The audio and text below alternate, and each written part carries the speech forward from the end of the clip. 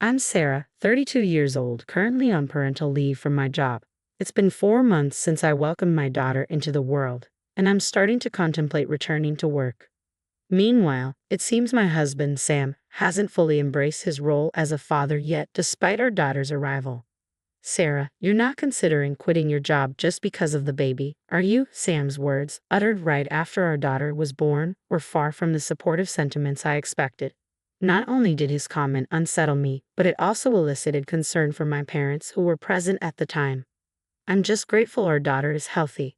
Let's discuss work later. Once things have settled, I interjected swiftly, unable to bear the discomfort in my parents' expressions. We've been married for 3 years now, yet Sam's peculiar behavior isn't a recent development. It's been a constant since we exchanged vows. The quirks I once found endearing during our single days now contribute to my daily exhaustion as we share our life together. It's evident that Sam's struggles extend beyond our home life. His frequent reprimands at work and the air of despondency he carries home hint at deeper issues. I'm starting to wonder if I'm just not cut out for this job. Once I get in this funk, nothing seems to shake it off, he confides, his mood lingering gloomily throughout the day. However, by the next morning he seems to have brushed off his worries, returning to his usual cheerful self. Feeling better today? You seemed really down yesterday, I inquire, voicing my concerns. But Sam, with his volatile nature and penchant for impulsive decisions, often overlooks the gravity of his actions. His tendency to misinterpret situations and hastily jump to conclusions frequently lands him in trouble, despite his obliviousness to the pattern. Since our marriage, one thing has become abundantly clear about Sam. He regards his mother's opinion as law. The unusually tight bond between Sam and his mother caught me off guard initially. I often ponder if Sam's daily visits to his parents' house stem from concern for his mother, who lost her husband and now resides alone. Despite having an older brother, Sam's relationship with him seems strained. When his brother tied the knot, the notion of living with their mother didn't even cross his mind, a decision that deeply perturbed Sam. I have a duty to take care of Mom. It's disheartening how my brother left her, Sam expressed, emphasizing his commitment. This commitment is why we chose to reside near his parents abroad. While I had anticipated the prospect of living with Sam and his mother, surprisingly, she expressed a desire to maintain her independence.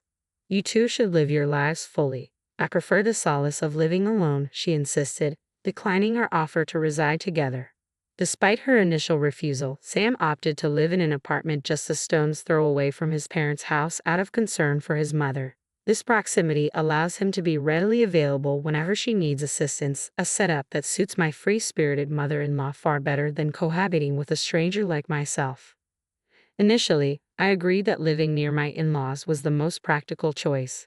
However, as time passes, I find it increasingly challenging. I think I've caught a cold. I'm feeling too sluggish to move. Sarah, could you handle dinner tonight?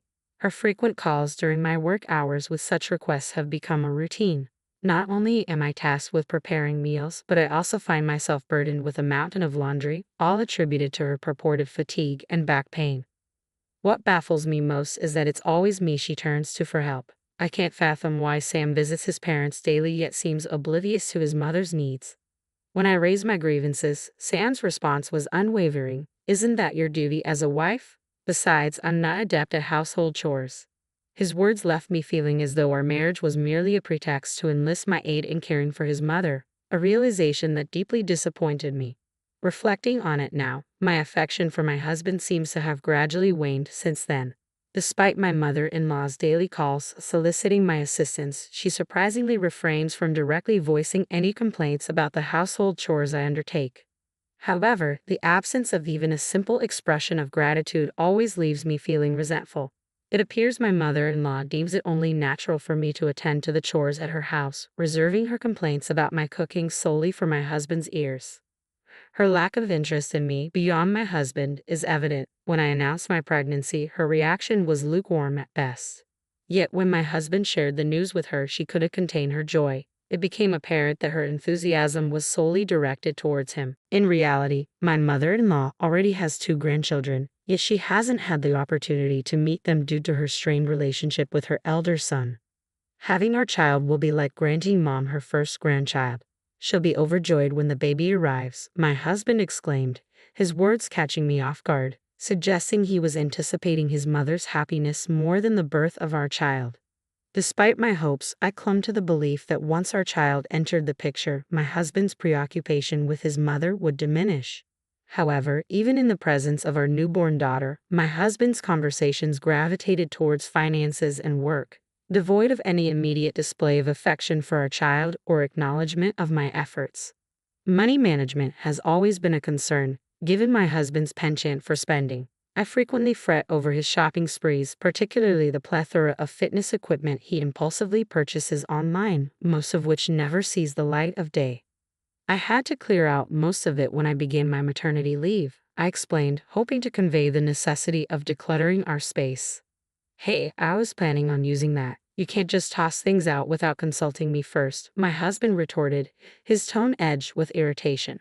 Trying to navigate the conversation delicately, I reminded him, with the baby on the way, we need to be more prudent with our finances.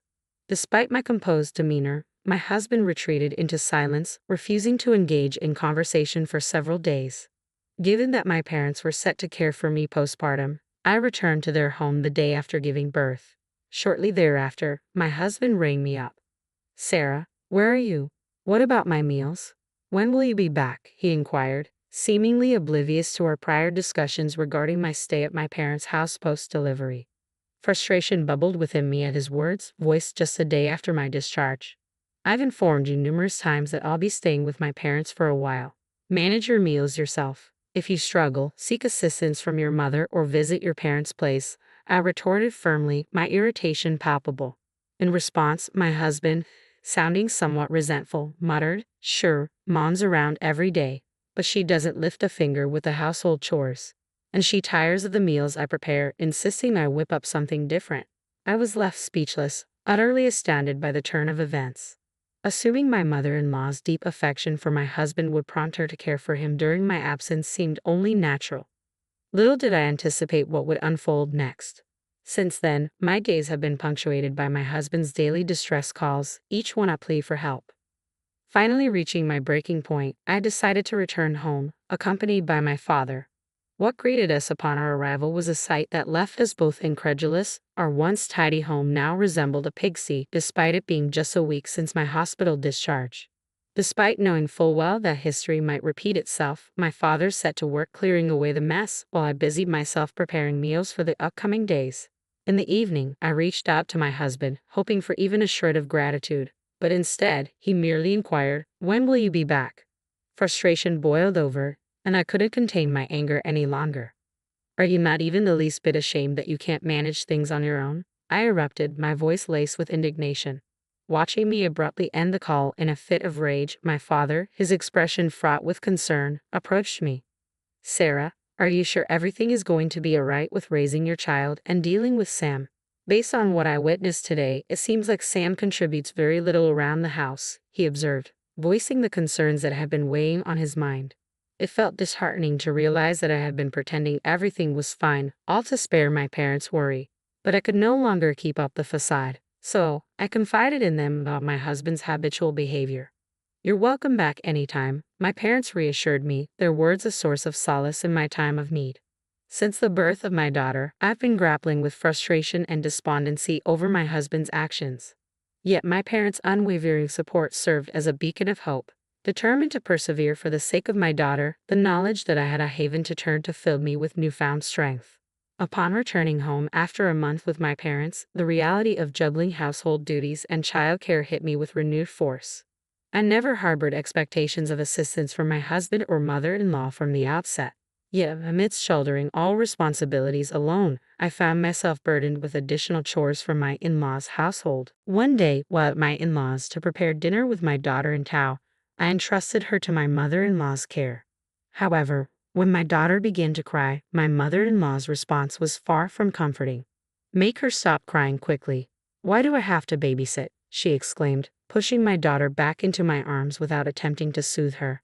It became apparent that my mother-in-law was ill at ease with infants as she made no effort to engage with my daughter on her own. "I've been thinking," my husband proposed. "It's been around 3 months since the birth. Perhaps it's time for you to return to work." His suggestion prompted me to consider the possibility. Considering our household expenses, an earlier return to work would provide a sense of security, and it would also be beneficial for my career to avoid an extended leave. Besides, our savings earmarked for maternity leave were dwindling rapidly. Most of my husband's earnings seemed to vanish into thin air, squandered on extravagant purchases like fitness equipment and other frivolous expenses. I had been meticulous in my planning, intending to allocate the birth allowance for my daughter's needs. Aware that the childcare leave benefit would take some time to be deposited post-application, I took the proactive step of opening a separate bank account before giving birth to manage her funds independently. One day, when I visited the bank to check the remaining birth allowance, I realized the bank book was missing. It's been untouched since I opened it. The only person who's aware of its existence is my husband, I mused, unable to shake off the suspicion brewing within me. Recalling an earlier conversation with my husband as I prepared for hospitalization at the start of my maternity leave, his inquiry lingered in my mind. I don't need to cover the childbirth expenses, do I? They're covered by the municipality, right? There's no additional payment required from me. It dawned on me that my husband, who possesses a penchant for squandering money, harbored concerns about my financial stability during my hospital stay, fearing I might face difficulties covering the medical expenses. It's all right. The Insurance Association will cover the expenses upon your discharge. If you require funds for the birth, utilize the account where I've deposited the birth preparation money, I assured my husband at the time. In a moment of casualness, I divulged the whereabouts of the money to my husband. Yet a nagging doubt crept in. Had he accessed the bank book without my consent? Although my intention was to explicitly communicate that the funds were earmarked for childbirth expenses, considering my husband's proclivity for extravagance, I couldn't dismiss the possibility of him misusing the funds. Upon his return from work that day, I wasted no time in confronting him. Hey, I can't locate the passbook where I deposited the childbirth preparation funds. Do you have any idea where it might be? I queried, my voice tinged with apprehension. To my astonishment, my husband's response came without hesitation. Oh, I gave all that money to Mom. After all, it's my earnings, right? I have the liberty to utilize it as I see fit, he retorted matter-of-factly. Stunned, I found myself unable to fathom that the passbook had been handed over to my husband's mother rather than him squandering the funds as I had initially feared. That money is meant for our daughter. It's not your earnings, I asserted, my voice tinged with frustration as my husband remained impassive, continuing to eat. In that moment, something inside me snapped. Confronting him with the divorce papers I had quietly prepared for just such an occasion, I struggled to contain my anger and tears as I uttered, "Please sign. I can't continue living like this." Although Sam appeared taken aback, he complied without protest. Initially, I had entertained the possibility of reconciling, particularly given the recent birth of our child. However, witnessing his lack of remorse solidified my resolve. Gathering my daughter and the emergency luggage I had prepared, I exited the house. Glancing back at my husband, engrossed in his meal without sparing a glance in our direction, it became painfully clear that he harbored little concern for our daughter. As I watched him reflecting on the hardships I've endured, I made a silent vow that I wouldn't allow things to culminate in this manner. Upon returning my daughter to my parents' care, I wasted no time in initiating divorce proceedings and promptly headed to the police station to report the financial abuse. The money I had diligently saved had been unlawfully utilized without my consent, a clear violation of trust. Though it might be dismissed as a marital dispute if my husband had depleted the funds, I was determined to elucidate that it was my mother-in-law who had accessed the money. Driven by frustration and a yearning for accountability, I chose to file a police report, not with the intention of seeing them punished, but rather to prompt genuine introspection on their part. A few days later, I received a frantic phone call from my mother-in-law. "Sarah, the police are here accusing me of stealing your money. I have no idea what's happening." Her voice trembled with anxiety, making her words difficult to comprehend. But that was the gist of it. In the background, my husband's voice mingled with hers, erupting in shouts of protest. Amidst my mother-in-law's tearful plea for forgiveness, I maintained composure and replied with courtesy. All I did was inform the police about the disappearance of the money I had set aside for my daughter's birth, I explained calmly. Her response was a stunned silence, interrupted only by a trembling inquiry. What? What does that mean? Before I could elaborate, the line went dead. Days later, I was summoned to the police station for further discussion. The police informed me that due to the domestic nature of the issue, it posed challenges for formal treatment as a case. It emerged that my husband had indeed handed over the passbook to his mother, stating, "It's my earnings, feel free to use it as you wish."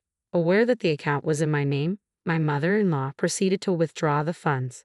The bank account where the passbook was transferred held not only the remainder of my maternity benefits but also gifts from my company totaling nearly $10,000. The bank's security camera clearly captured my mother-in-law processing the withdrawal. Upon investigation, the police informed me that my husband expressed remorse and pledged to reimburse the full amount.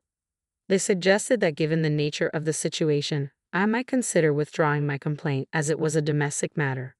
My intent behind filing the complaint was for both of them to reflect on their actions, though I heeded the police's advice and withdrew the report. However, I was left puzzled when the police later visited them. Yet the situation took a drastic turn as both my husband and mother-in-law were apprehended. During my absence while visiting my parents, my mother-in-law attempted to obtain a loan from a credit card company using my ID card illegally. Despite her unsuccessful attempt to borrow money, it led to an accusation of attempted fraud, resulting in my mother-in-law's immediate arrest when the credit card company lodged a complaint against her. In light of their close relationship, my husband was also apprehended on suspicion of involvement in the incident. I couldn't help but wonder why my mother-in-law was driven to such desperate measures, resorting to borrowing money under my name or relying on assistance from my husband. Upon closer inspection, it became apparent that my husband's extravagant spending habits mirrored those of his mother, who exhibited a similar disregard for financial prudence, resorting to borrowing from various sources. When her pension proved insufficient to meet her mounting debts, she contemplated borrowing money under my name during my absence. However, the presence of a photo on the ID card rendered it impossible for my mother-in-law to utilize it, leading to the situation being classified as attempted fraud. It was a thoughtless act, to say the least. My husband, who had no involvement in the illegal use of my ID card, was swiftly released.